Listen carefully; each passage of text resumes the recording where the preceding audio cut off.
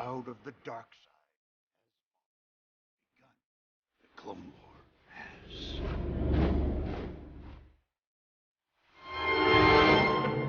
One of the most interesting challenges about designing for the prequels was that George said, the prequels were going to be in the more elegant, handcrafted era. Think Art Nouveau.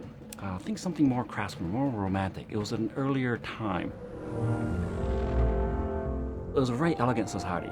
They took great pride in their artwork. Their vehicles were almost like art forms.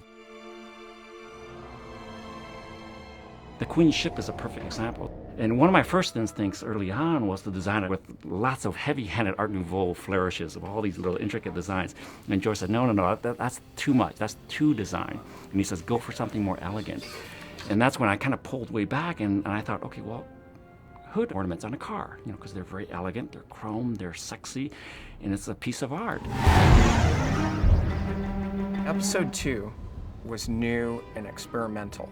And it may have not seemed like it at the time, but it really was groundbreaking for the template of digital filmmaking and design work and how much influence design now has.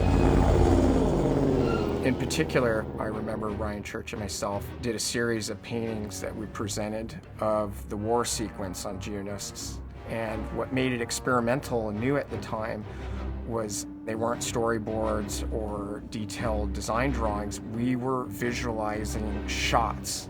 And that's taken for granted now with a lot of concept art on movies, but that was a real breakthrough. And a big component that was very experimental was taking those loose paintings. We would hand them over to the animatics department, and they did a wonderful job interpreting our designs, and very quickly that would go into a rough cut. And as that got smoothed out, we would take frames from those improved sequences, we would then paint over those, and then that would be a more fine-tuned guide for finished shots at ILM.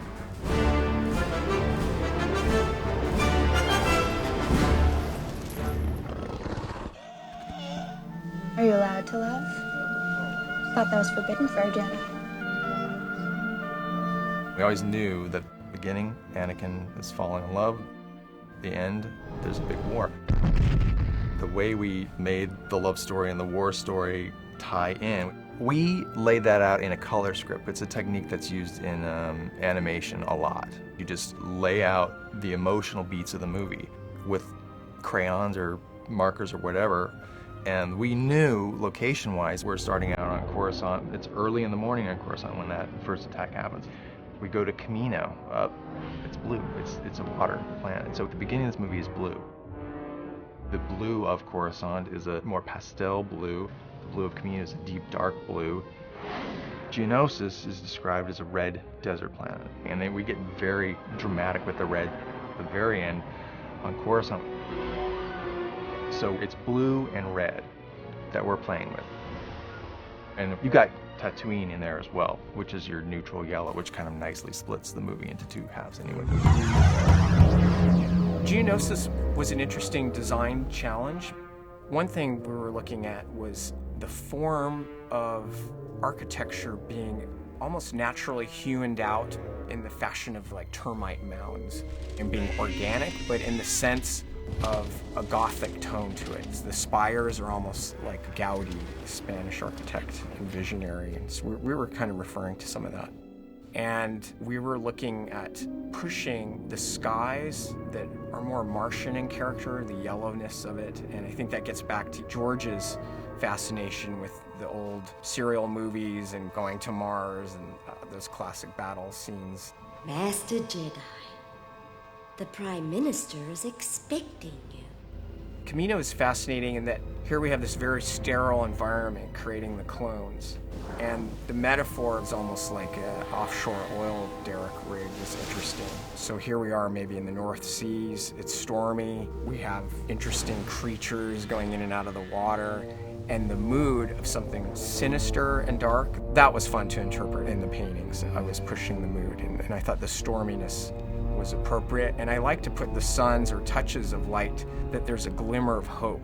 It's sort of a classic romantic sensibility of early painters where you're always reminded by the smaller scale, the insignificance of a human compared to the grandeur or the sublime state of a moody landscape.